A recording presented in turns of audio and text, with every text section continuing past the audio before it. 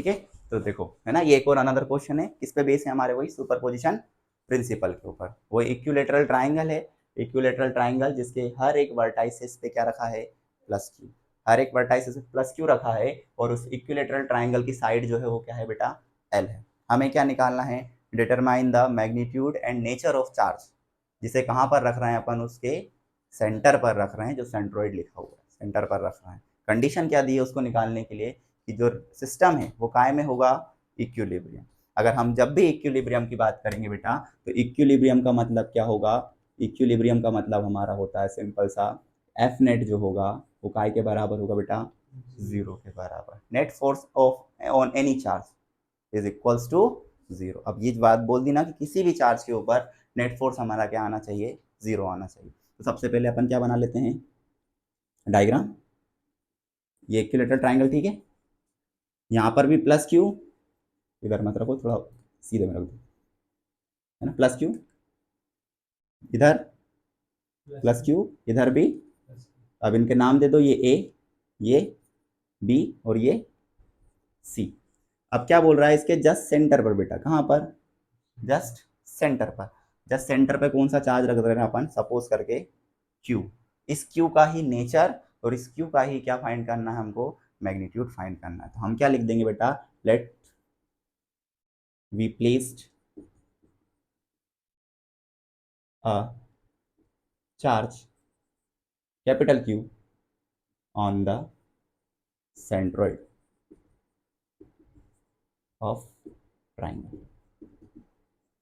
Triangle के centroid पे अपन ने क्या रख दिया, एक चार्ज रख दिया Q, है ना। इसी Q का हमें क्या निकालना है, नेचर, और इसी Q का हमें क्या निकालना है बेटा, मैग्नीट्यूड निकालना है, कि इसको कितना रखें, इस सिस्टम के ऊपर नेट फोर्स क्या हो, जीरो। तो हम क्या करेंगे, find net force on any charge, any given charge, जो गिवन है हमको चार्ज, उनमें से किसी के भी ऊपर तुम क्या निकाल लो बेटा, फोर्स निकाल लो, हमारा क्या आ जाएगा, आंसर आ जाएगा। ठीक है, हम किस पे निकालते हैं, चलो ए पे निकालें, ए पे निकाल सकते हैं, बी पे भी निकाल सकते हो, सी पे भी निकाल सकते हो, हमारी इच्छा, तुम किसी पे भी निकाल सकते हो। ठीक है, प्लस प्लस क्या करना चाहिए, रिपेल। रिपेल करेगा क्या, डायरेक्शन ऊपर जाएगी बेटा, क्या होगा इसका सेगमेंट, क्या लिख देंगे बेटा, F B A, sorry A B, force on A due to B. दूसरा ये भी लगाएगा, ये कितना लगाएगा, समझे, कितना लगाएगा ये, इसको यहाँ लिख देते हैं प्लस क्यू, इस पॉइंट का नाम है हमारा ए। ठीक है, कितना लगाएगा ये भी, F force on A due to C. और बेटा ये भी प्लेस है, ये भी लगाएगा ना, इसकी डायरेक्शन अगर हमने प्लस ले रखा है, किधर का लगाएगा, किधर लगाना चाहिए बताओ, एग्जैक्ट ऊपर आएगा। क्या लिखोगे उस सेगमेंट को, इसका नाम अपन ने कुछ नहीं दिया तो क्या दे दो, ओ, क्या आना चाहिए यहाँ पर, ठीक है। मैं इक्विलिब्रियम ये निकाल मिटा रहा हूँ, है ना, सिर्फ समझाने के लिए था ये। क्या आ जाएगा, एफ ए और ओ। इसी चार्ज के ऊपर नेट फोर्स कितना होना चाहिए बेटा, जीरो। तो हम सॉल्व करेंगे, सबसे पहले क्या लिखो बेटा, एफ ए सी, क्या आएगा एफ ए सी, क्या आना चाहिए एफ ए सी बताओ, के क्यू क्यू डिवाइडेड बाय, ये वाला क्यू आएगा, ध्यान से देखो बेटा, Q Q, A C A C A C, Q Q क्या आएगा, के क्यू स्क्वायर डिवाइडेड बाय क्या, सेपरेशन कितना है इन दोनों के बीच में, यहाँ पे एल है, तो क्या आ जाएगा। सिमिलरली देखो, एफ ए बी, कितना आना चाहिए ए बी, के Q square upon L square, सही है। लास्ट वाला एफ ए ओ, क्या आना चाहिए, के क्यू क्यू डिवाइडेड बाय, क्या एल स्क्वायर लिखेंगे इसमें, देखो जरा यहाँ से लेके यहाँ तक का डिस्टेंस, ये पता है तुम्हें, नहीं पता, पता है क्या, नहीं पता, तो हम इसको क्या करेंगे बेटा, निकालेंगे। अभी के लिए क्या लिख दो इसको, ओ ए का स्क्वायर, क्या लिख देंगे अभी के लिए, सही कर रहे हैं ना, चार्ज टू चार्ज सेपरेशन देखना है। इन दोनों फोर्स के लिए चार्ज सेपरेशन एल था, पर इस वाले के लिए एल है क्या बेटा, नहीं है, ये उसके सेंट्रोइड पर है, कहाँ पर है, सेंट्रोइड पर। तो हमें क्या करना पड़ेगा, निकाल के दे। अब इक्विलेटरल ट्राइंगल है बेटा, तो ईच सेंट्रोइड क्या होता है, बराबर है ना, ईच एंगल 60 और ईच जो डिस्टेंस होगी इसकी सेंट्रोइड्स की वो क्या होगी, इक्वल होगी। तो क्या इस तरीके से फिगर बना सकते हो बेटा, या हाफ पे कट करेगा, सेंटर है तो इस बेस को काय पे कट करेगा, हाफ पे। पूरा एल था तो आधा कितना आएगा, सेंट्रोइड बिल्कुल क्या एंगल को कितने पार्ट्स में डिवाइड करता है, इक्वल 2 पार्ट्स में। पूरा एंगल 60 तो हाफ एंगल, क्या आप ये तुम हाइपोटेनियस निकाल सकते हो, देखो ये 90 है, ये क्या है उसका बेस, ये क्या है इसका हाइपोटेनियस। समझ में आया कैसे निकालेंगे, यही सेम टू सेम फिगर यहाँ बन जाता, कोई अंतर नहीं है। जैसे इसको करते तो ये ऐसी स्ट्रेट लाइन इधर जाती और एक स्ट्रेट लाइन ये वाला पार्ट L/2 हो जाता, तो ये क्या बन जाता उसका हाइपोटेनियस। तो मैं समझने में दिक्कत होती इसलिए मैंने कहा बना दिया, क्योंकि यहाँ पे भी देखो, यहाँ पे करोगे तो इसके सामने क्या आएगा, परपेंडिकुलर, इस राइट एंगल के सामने क्या चला जाएगा, हाइपोटेनियस। ठीक है, समझना तुम्हें, ये एंगल बनाया, ये राइट एंगल बनाया, ये क्या निकल गया, हाइपोटेनियस। आई बात समझ में, क्या करना है। अब इसी को सॉल्व करेंगे बेटा, तो सबसे पहले अपन OA निकालते हैं, फॉर फाइंडिंग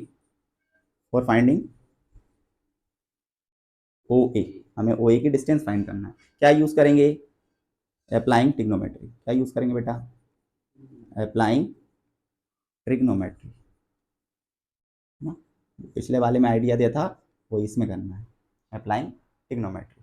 क्या करेंगे बेटा, क्या निकालना है तुम्हें खुद सोचो। बेस तुम्हारे पास है, ठीक है, परपेंडिकुलर हमें मतलब नहीं है, हमें क्या निकालना है, हाइपोटेनियस। बेस है, हाइपोटेनियस निकालना है, क्या यूज करेंगे बेटा, कॉस थीटा। क्या होता है, बेस अपॉन हाइपोटेनियस। कॉस कितना बेटा, 30 डिग्री। बेस हमें पता है कितना है, L/2, और क्या आ जाएगा, H। कितना आना चाहिए यहाँ से, कितना होना चाहिए, √3/2 डिवाइडेड बाय L/2H, 2 से 2 तो H will be equals to L/, निकाल लिया तुमने ये डिस्टेंस, सेंट्रोइड का डिस्टेंस निकाल लिया। तरीका समझ में आया।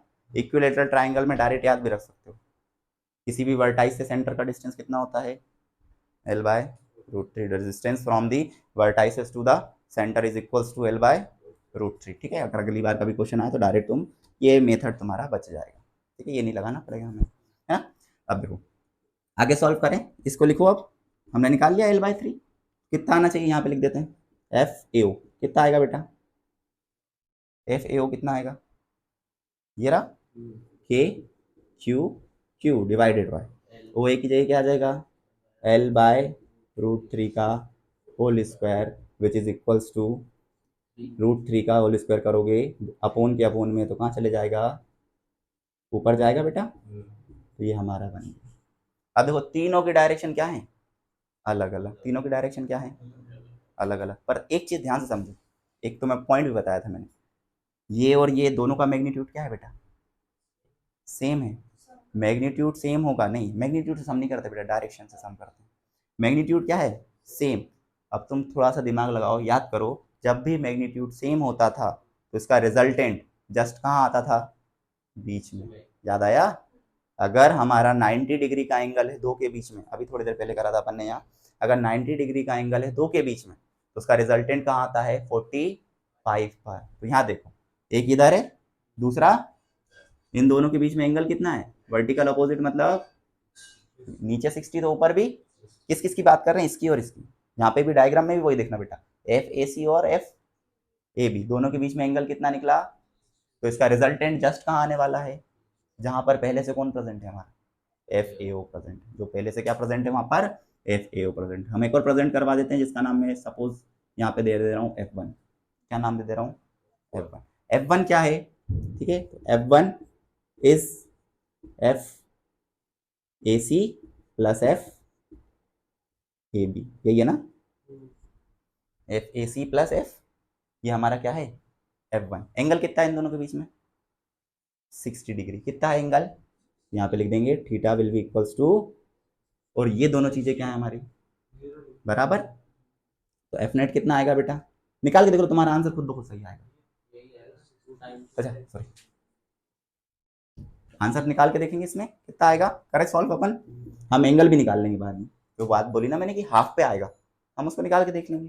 करो लेकिन सॉल्व, दोनों बराबर हैं क्या, अलग अलग रखें दोनों को एक जैसे नाम से रख दें, +2 FAC एफ ए सी, और कॉस कितना बेटा 60 डिग्री। क्या आना चाहिए,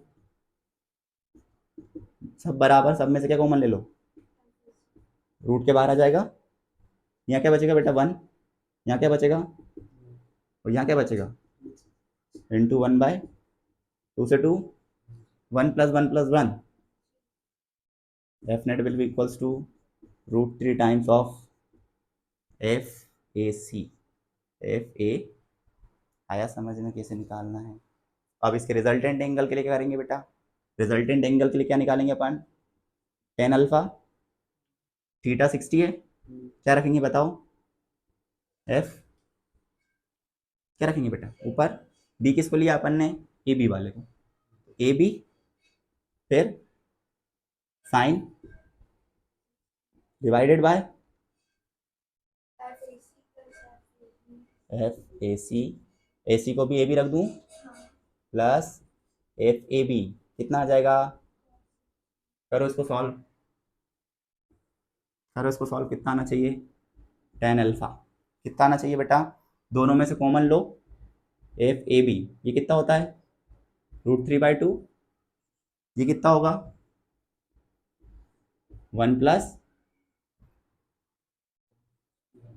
1/2, ये कैंसल, क्या आया √3/2 अपॉन 2 से 2, √3 which is equals to 1/10 alpha, तो alpha will be equals to क्या आया, हाफ, आया हाफ, है ना। तो ये तुम डायरेक्ट इसको याद भी कर सकते हो, समझ भी सकते हो कि अगर दोनों के मैग्नीट्यूड क्या होंगे, सेम होंगे, तो एंगल हमेशा कहाँ आता है, मिडिल में। याद रखना ये चीज, कब, लेकिन जब क्या बराबर हो, आई ये डायरेक्शन आएगी, ये बिल्कुल स्ट्रेट जा रहा था, ये 60 का बन रहा था, 30 करेंगे तो कहाँ चले जाएगा, बिल्कुल स्ट्रेट, क्योंकि हमें ये पता, देखो यहाँ नीचे भी क्या बन रहा था 30 करा था अपन ने, तो यहाँ भी क्या बन रहा है 30, तो इसके ऊपर भी क्या बनेगा, मतलब एग्जैक्ट कहाँ चला जाएगा, ऊपर।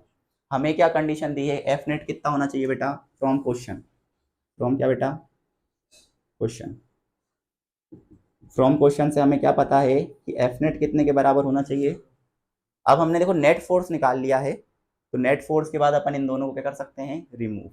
इसकी जगह कौन आ चुका है हमारा, अब F1 आ चुका है, कौन आ चुका है इसकी जगह अब, F1। एक हमारा है FAO, दूसरा कौन आ गया अब, F1, जो अपन ये सॉल्व कर रहे थे एफ नेट से, अपन ने कैसे सॉल्व करा, एफ नेट नाम दे दिया, इसको करेक्ट कर देते अपन, ये भी 1 है, ये भी 1 है, ये भी 1 है, ये कौन निकल के आया हमारा F1। अब नेट फोर्स निकालना, तो तुम क्या करोगे बेटा, F1 + FAO बराबर काय के होना चाहिए, दोनों की डायरेक्शन सेम है ना, तो काय के बराबर होना चाहिए।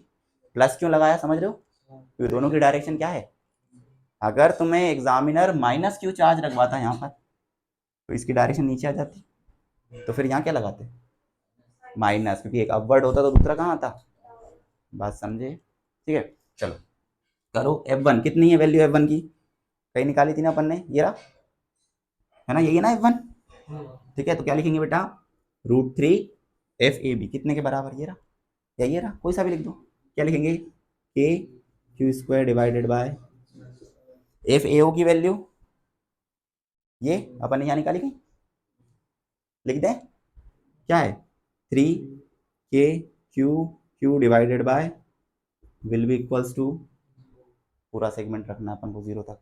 अब ये इधर प्लस का उधर जाएगा तो क्या होगा बेटा, माइनस का, हम इसको लेके जाते हैं, हम किसको लेके जा रहे हैं, √3 वाले को, तो 3KQQ divided by L² will be equals to, plus का है, उधर जाके काय का होगा बेटा, √3KQ² डिवाइडेड बाय L² से L² कैंसल, Q से सॉरी, ये Q नहीं, स्मॉल q से स्मॉल q, K से K, कैपिटल Q क्या बचा बेटा, माइनस का √3, और साथ में क्या बचेगा, एक स्मॉल q डिवाइडेड बाय क्या आएगा, q कितना आया बेटा, q बाय विद, तो मैग्नीट्यूड कितना है उसका, q/√3, और नेचर क्या है उसका, नेगेटिव।